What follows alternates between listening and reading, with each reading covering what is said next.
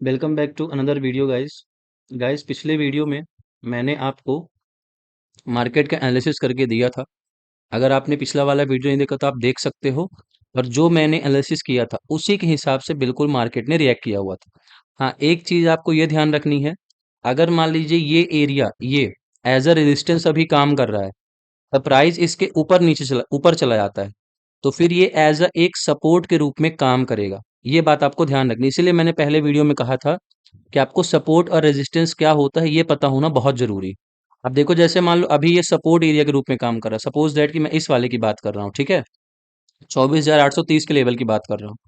अगर ये as a support काम कर रहा है, तो प्राइस इसके नीचे आके यहाँ चला जाता है और फिर ऊपर उठने की कोशिश करता है, तो ये एज अ रेजिस्टेंस के रूप में काम करेगा। ठीक है, तो कल का एनालिसिस वीडियो आप देख सकते हो, वहां से आपको एक आइडिया मिल जाएगा कि जो मैंने आपको पॉइंट बताए थे क्या market as it is move किया है या फिर नहीं किया है। ठीक है, तो अब देखो कल क्या हो सकता है। कल मंथ का आखिरी डे है और बैंक निफ्टी कल एक्सपायरी भी है।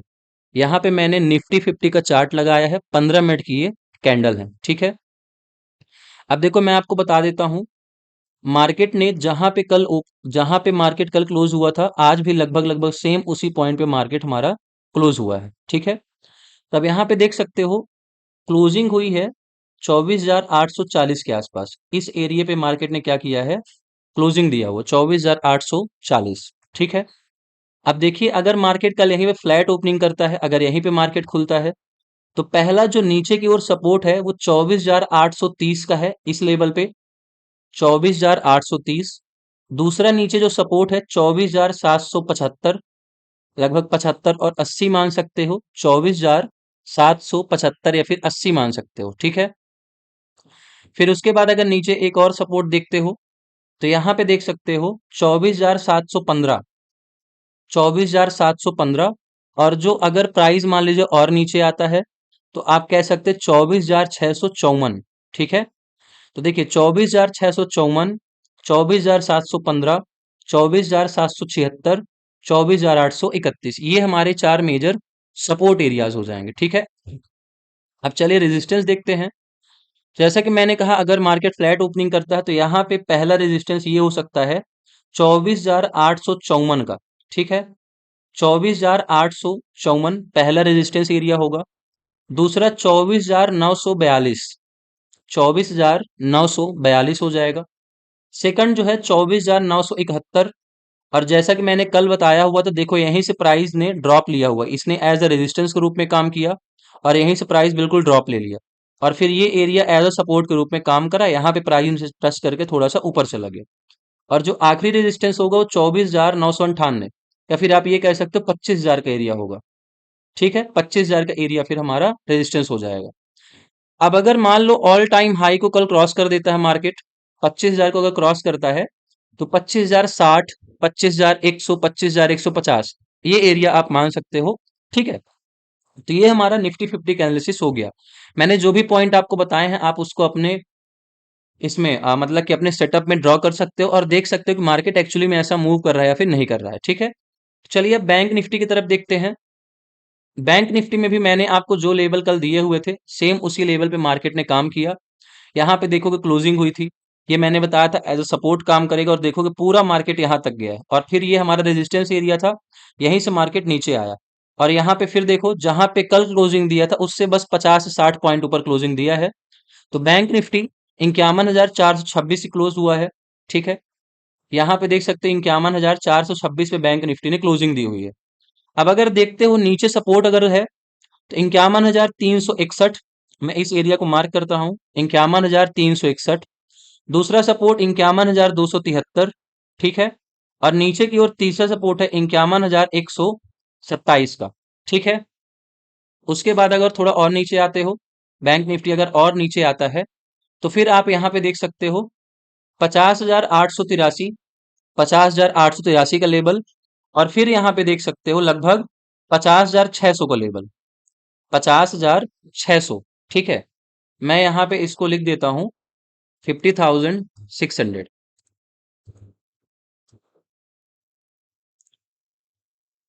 तो ये आपका एक यहाँ पे मेजर सपोर्ट के रूप में फिर काम करेगा। तो 50,600 हो गया, 50,883, 51,127, 51,273, ठीक है। और अगर इसके बाद जाता है और ऊपर सपोर्ट एक है, आपका ये सपोर्ट हो जाएगा 51,361 का। अब देखते हैं रेजिस्टेंस एरिया क्या हो सकता है बैंक निफ्टी के लिए। पहला रेजिस्टेंस है 51,800 का, 51,800। दूसरा रेजिस्टेंस है 51,925 का, ठीक है। और तीसरा रेजिस्टेंस अगर देखोगे यहाँ पे आपको मिल रहा है 52,140 52,140 के आसपास यहाँ पे आपको तीसरा रेजिस्टेंस मिल जाएगा, ठीक है।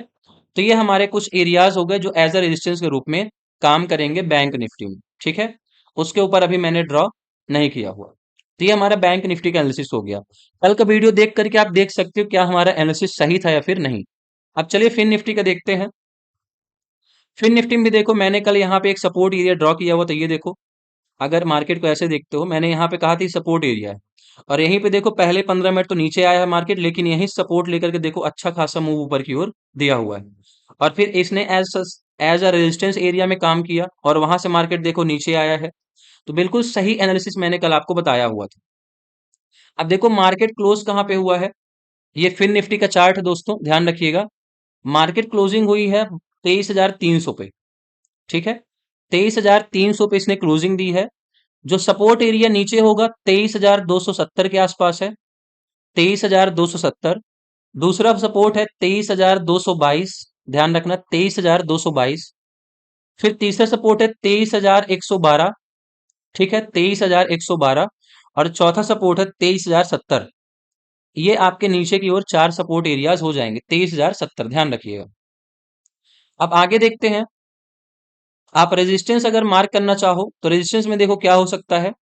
पहला रेजिस्टेंस एरिया है 23,418 का, ध्यान रखना 23,418। सेकंड है 23,444 का, ठीक है, 23,444। उसके बाद अगर देखते हो 23,570, ये तीसरा हमारा रेजिस्टेंस हो जाएगा। फिर चौथा रेजिस्टेंस हो जाएगा 23,643, 23,643। और अगर इसके ऊपर मार्केट जाता है 23,643 के लेवल को ब्रेक करता है, उसके बाद आप लेवल अप टू देख सकते हो यहां तक 23,725। और ऊपर अगर जाता है 23,725 हो जाएगा, और 23,760, यहां तक का भी हमने एनालिसिस किया। इसके मार्केट अगर ऊपर जाता है, फिर जितना ऊपर जाए वो मार्केट के ऊपर डिपेंड करता है, ठीक है। तो ये हमारा एनालिसिस हो गया गाइस फिर निफ्टी का।